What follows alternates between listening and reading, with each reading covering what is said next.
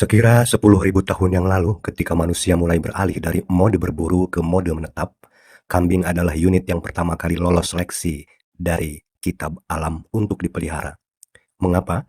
Karena firmware-nya paling stabil, kambing adalah perangkat yang paling tahan banting, mampu bertahan di medan ekstrim, dan paling cepat memberikan output berupa susu, daging, serta bulu.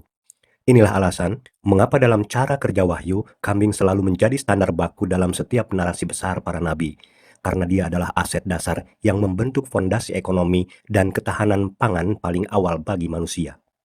Di dalam tubuh kambing, Allah telah menginstal sebuah sistem operasi yang sangat presisi, di mana setiap sel dan urat sarafnya bekerja menjalankan dekrit atau kitab yang tidak bisa ditawar. Kambing tidak pernah mengalami krisis identitas, ia tidak perlu belajar di universitas untuk memahami cara mengolah rumput menjadi protein atau bagaimana cara mengenali pemangsa. Dalam perjalanan peradaban, Allah tidak sembarangan memilih aktivitas menggembala kambing sebagai kawah candra di muka bagi para nabi. Menggembala adalah fase magang teknis untuk menjadi seorang administrator sistem yang andal.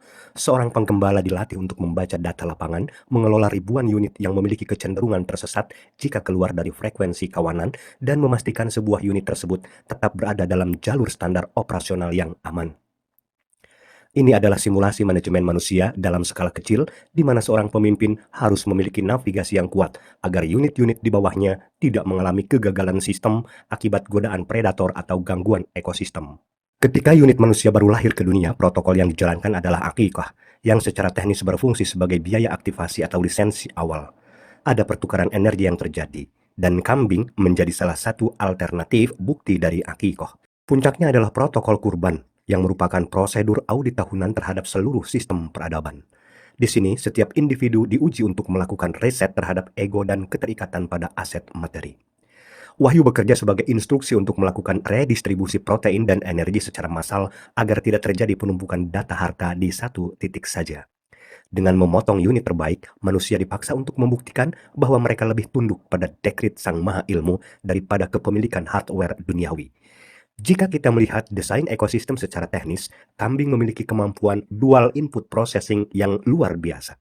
Ia bisa memproses bahan baku yang tidak berguna bagi manusia, seperti semak berduri, rumput kering, hingga limbah nabati di lahan kritis, menjadi output energi tinggi berupa protein dan lemak. Ini adalah teknologi pemulihan energi yang sangat efisien untuk menjaga stabilitas gizi masyarakat di medan yang paling sulit sekalipun. Ketahanan pangan dalam narasi cara kerja wahyu bukan sekedar soal menumpuk stok, melainkan soal distribusi arus energi yang tepat waktu. Melalui kambing, kita sebenarnya sedang belajar tentang ketaatan total, manajemen sistem yang rapi, ketahanan pangan, dan bagaimana seharusnya sebuah peradaban beroperasi tanpa harus merusak tatanan alam yang sudah diatur oleh Allah Subhanahu wa Ta'ala.